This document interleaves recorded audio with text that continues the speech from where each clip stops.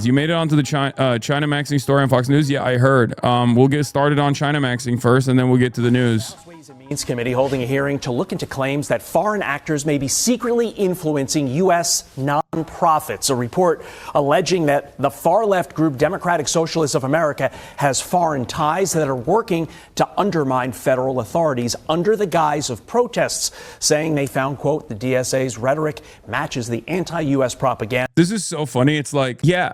It's because the anti-U.S. propaganda coming from foreign adversaries is correct. It's not anti-U.S. propaganda. It's just correct. Like, for example, when, I don't know, the Chinese government or the Russian government, regardless of their own personal moral infallibility or whatever aside, right? Like, they're not obviously infallible. But like when they actually adequately address some of the issues that are taking place in America, that's not propaganda. That's just a reflection of reality. And it's ironic because a lot of people don't know this, but back in the day, during the civil rights struggle in the United States of America, the USSR would boost a lot of protests. The USSR would routinely talk about the instability in the country and talk about how, you know, the American government was actually mistreating black people and brown people. And this would be reflected in their propaganda. This would be reflected in the state materials that were being released. The reality of the matter is, it's just the truth. It's not like you can say this is commie propaganda or whatever, but it also happens to be the truth. The solution to that from like a national security standpoint is not to just complain that this is propaganda, but actually to address it so that foreign adversaries can no longer use this as a dunk on us, you know? Fidel Castro visited Harlem, met with Malcolm X. These are things that happened throughout our history. Does this mean that like the civil rights struggle was incorrect? No, it was correct. In any case, let's continue. Of foreign adversaries. Xi Van Fleet, a survivor of Mao's revolution, joins me now. And the report goes on to state the documented facts support recommending a limited fact-finding FARA investigation to clarify the nature of DSA's relationships with Venezuelan and Cuban government-linked entities and its engagement with political environments involving the People's Republic of China. So are foreign adversaries, namely China, actively behind the push towards socialism here in the U.S.? Yes, absolutely. You see it everywhere. And then the recent thing is what's trending is called China maxing. This lady is my favorite. She hates me. This lady is like, I survived the Cultural Revolution. You know what's just like the Great Leap Forward? Columbia University. like I love these sorts of people that come in and they're just like, yeah, whatever current thing that's like frustrating, I don't know, 75-year-old boomers in Iowa is exactly what it was like in the Chinese countryside. Yeonmi Park does this with the DPRK, obviously, as you guys know. This is my favorite person. Like, I love her. This is my favorite contributor to Fox News. She routinely talks about me as well. She's the best. She is the best. Let's see what she has to say. Even though it's basically, you see it on the TikTok, but I also see it on X. And that is absolutely bears the hallmark of CCP's publicity department and United Front. Yeah, survivor of Mao's revolution is so funny. Yeah, you ain't unique. There are 1.4 billion Chinese that also, quote unquote, survived Mao's cultural revolution. Okay, it's not exactly a unique predicament. It's the most populous nation on the planet. What are you talking about? Oh, it's so awesome. Yeah, you know who else survived? Xi Jinping.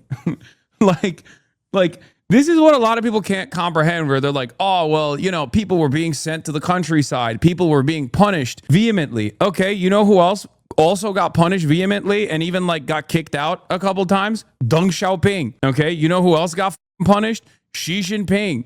So you ain't special. Do you think she's an op? Oh, no, she is an op. Yes, she's a major op. Work department operations. The first one is about propaganda. The second one is about influence. And it's pretty funny to say this also about China in general, because they are, in my opinion, far too disinterested in doing soft power. I mean, that's changing a little bit, but like up until this moment, they straight up were like, no, we're just going to sell to our own market. Like, we have a massive consumer base in China. We're just going to make cultural works that only Chinese people will consume, which I think is a massive mistake.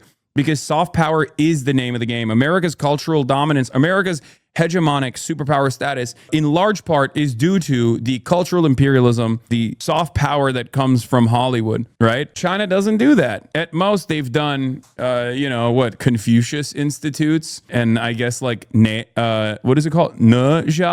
Neja 2 and Black Myth Wukong. Korea has K-pop, Japan has anime, Japan has manga. They have a lot more movies and like that. These things matter. These things actually play a big role. They also, I guess China did the Labubu thing too, but influence work is something that CCP is expert of. They will capture the elite. In this case, they capture a lot of the influencers in social media, especially in TikTok. And most of the people who are influenced have no idea that they are the target. And some, of course, they do because they get paid handsomely. And one of the example is Hasan Piker. He went to China for 2 weeks and come back a Chinese, now leading the China magazine on the social media. Yes. Hey. Michael from Pennsylvania. Notice how she said I'm Chinese now? Oh, look at me. I'm Michael from Beijing. No, you're not. Hey, yo, did you hear that? Let's run that back. She said I'm Chinese. Let's go. And most of the people who are influenced have no idea that they are the target. And some, of course, they do because they get paid handsomely.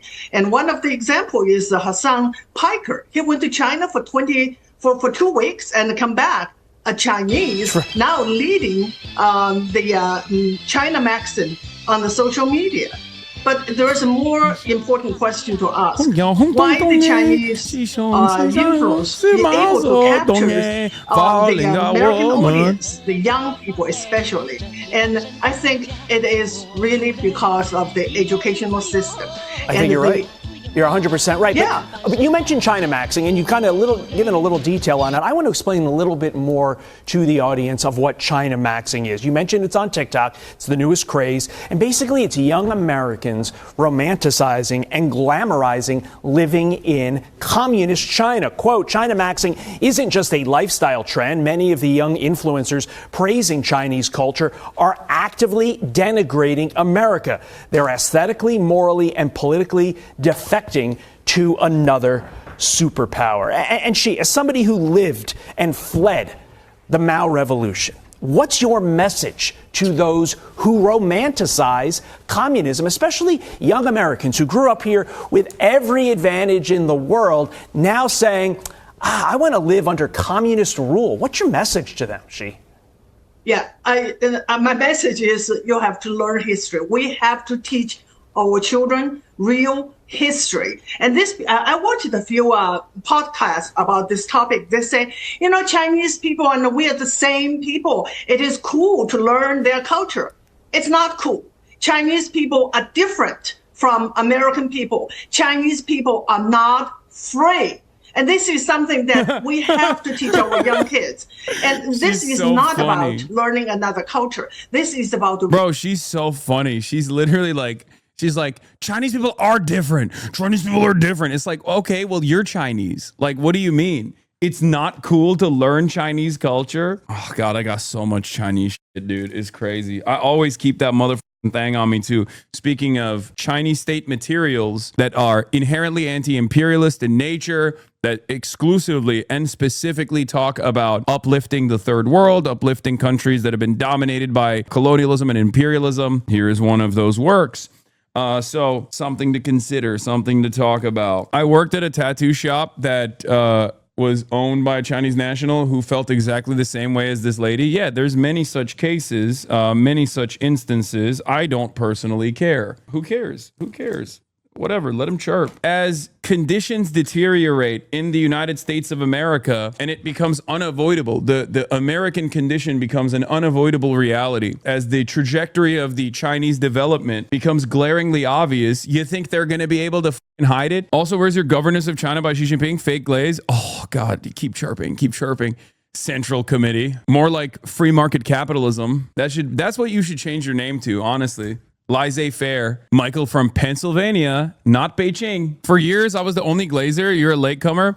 That's a crazy statement to make because I just went through how I was glazing the all the way back in like 2019 or 2018. I was glazing the Chinese, the communist fashion brand, talking about how I wanted it. But yeah, here's the problem, okay? You want to know something? I happen to believe that Pizza Hut did play a role in the fall of the USSR. Let's keep it $1.50. And I think the reverse of that is going to inevitably happen with the dynamic between China and the United States of America. People wanted the blue jeans, okay? This is not just a thing that you hear from your parents. Like, people were craving the commodities, okay? In the USSR, people wanted the treats. And unfortunately, the USSR's anti-treatlerite principles partially led to its demise, okay? But the reality of the matter is the abundance of goods that were readily available to all people in the United States of America, as opposed to like how things looked like in the USSR, especially post-80s or,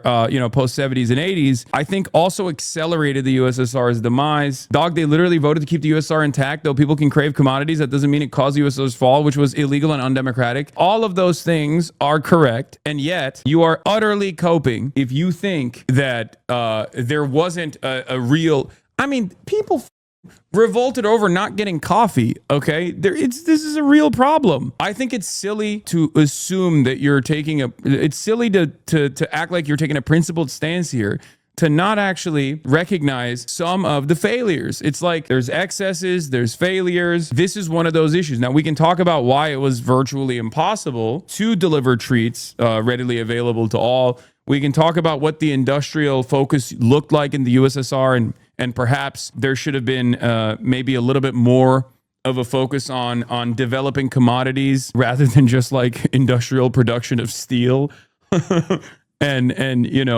military. But the reality of the matter is you got to give people treats. My point was that the abundance of treats in the United States of America, as opposed to the Soviet bloc, definitely was agitating people for sure. People are stupid. People are silly. People don't always have an ideological commitment to a better future and want to like go through the process of development, go through the process of collectivization and all the pain that comes along with it. There is one country, however, that actually came out on the other side of that, and that country is China. The reason why I'm talking about that is because China has been able to go through this process and has come out successful on the other side. Because of that reason, now, when you look at the Chinese trajectory, the Chinese state's trajectory, and compare it to the American state's trajectory, it becomes increasingly clear that, one country is going up, one country is developing, one country has a prosperous future, and the other is the exact opposite. So if there was a similar analysis to be made leading to the fall of the USSR, the illegal dissolution of the USSR, if there was analysis to be made there about like what some of the issues were, I think you can make that same analysis now as to why it's virtually impossible, for the American youth to avoid China maxing. Rejecting our value, our culture, and it is, as you said, romanticized communism. They can keep chirping about the big red menace and all of this stuff. Meanwhile, all of our elites are pedophiles. The cost of living has not been solved at all. It's getting worse and worse for people. There's so much poverty, there's so much death, there's so much destruction all around us. All we know how to deal is lead around the globe. And then people have this expectation that you're supposed to sit there and love what you're experiencing because like the alternative is far scarier. But people have the capacity to see the alternative with their own two eyes, partially as a consequence of the social libertarianism that like Western countries have as far as like free speech, free flow of information. Regardless of the propaganda efforts, people can still see what's going on over there and go, well, that seems pretty good to me. I don't know. Maybe we should try that. That's it. That's all I'm saying. This is the next next anti-comedy segment be like, former Viet Cong speaks out. That's funny.